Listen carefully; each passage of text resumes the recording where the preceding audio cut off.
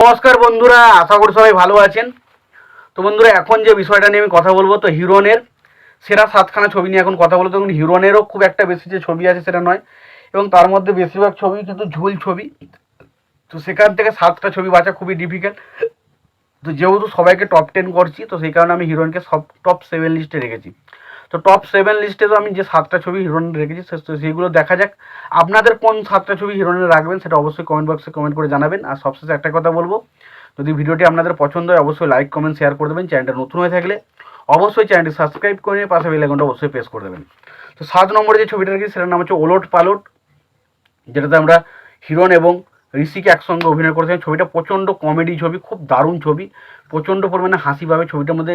একটা ওলট পালট বলতে একটা মানে ঋষির যে ক্যারেক্টারটা সেটা মানে হিরণ প্লে করে, হিরণের ক্যারেক্টারটা ঋষি প্লে করে, এবং তারপর কি হয় সেই জিনিসগুলো কিন্তু দারুণভাবে মজাদারভাবে ফুটে ওঠে। খুব ভালো একটা সিনেমা ওলট পালট।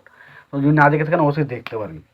6 নম্বরে যে ছবিটা রেখেছি সেটা হচ্ছে লে হালুয়া লে। এটা একটা মাল্টি স্টারার ছবি ছিল, এবং এই ছবিটা প্রচণ্ড কমেডি ছিল, প্রচণ্ড কমেডি। মিঠুন চক্রবর্তী এবং লাবণী সরকার যে কমেডিগুলো করেছিল, তার সাথে কাঞ্চন মল্লিক, সুভাশিস মুখার্জি, সোহম, পায়েল, ও ভাই প্রচুর ভালো ভালো, খরাজ মুখার্জি, তো ডেফিনেটলি শান্তিলাল মুখার্জি।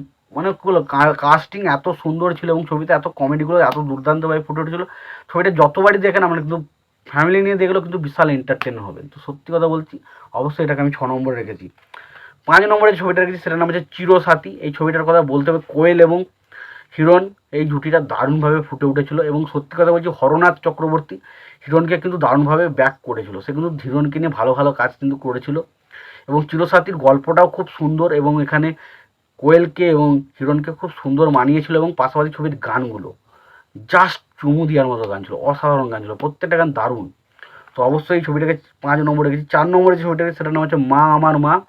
তো সেখানে আমরা দেখেছি লাবণী সরকার কি একটা অসাধারণ পারফরমেন্স দিয়েছিল, এবং পাশাপাশি বলতে হবে হিরণকে ছবিতে কিন্তু দারুণ লেগেছিল। হিরণেরও কাজ কিন্তু খুব ভালো ছিল, ছবির গানগুলো খুব ভালো ছিল, ছবিতে প্রত্যেকের পারফরমেন্স কিন্তু খুব ভালো ছিল, এবং হরনাথ চক্রবর্তী বরাবরই বলছি যে হিরণকে কিন্তু দারুণভাবে সে ব্যাক করেছিল।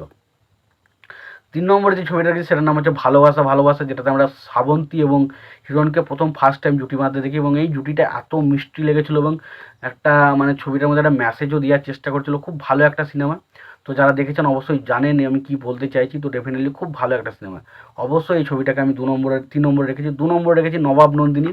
তো এই ছবিটা মনে হয় হিরণের career one of the best ছবি বলা যায়। তার কারণ হিরণ যখন প্রথম এই ছবি দিয়ে এন্ট্রি করে, এবং যেভাবে সে অ্যাকশন করেছিল, যেভাবে সে গানে অভিনয় করেছিল, তার পারফরমেন্স ছিল প্রত্যেকটা গান, এবং কোয়েলের সাথে তার কেমিস্ট্রিটা যেভাবে ফুটে উঠেছিল, এবং সত্যি কথা বলতে কখনোই ভাবিনি যে এই হিরোটা পরবর্তী সময় হারিয়ে যাবে। এবং একটা টাইম হিরণের এই ছবিটা যখন এসেছিল সেই সময় দেবের পাশাপাশি হিরণকে নিয়ে কিন্তু প্রচণ্ড আলোচনা হতো। দেব এবং দেব ভার্সেস হিরণ কিন্তু একটা টাইম কিন্তু লেগেছিল। তো সত্যি কথা বলতে তারপর আস্তে আস্তে হিরণ তার বাজে ছবি করার জন্য আস্তে আস্তে হারিয়ে যায়, বাট এই ছবিটা কিন্তু তার কেরিয়ার একটা বিশাল ভালো ছবি ছিল।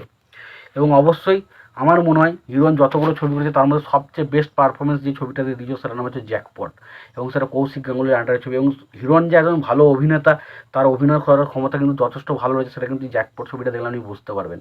তো অবশ্যই এই ছবিটাকে 1 নম্বরে রেখেছি। তো এই ছিল মোটামুটি হিরোইনের টপ 7 লিস্ট। তো এই বিষয় নিয়ে তোমাদের কি মতামত রয়েছে তোমরা অবশ্যই কমেন্ট বক্সে কমেন্ট করে জানাতে পারো। তোমাদের যদি ভিডিওটি পছন্দ হয় অবশ্যই লাইক কমেন্ট শেয়ার করে দিও।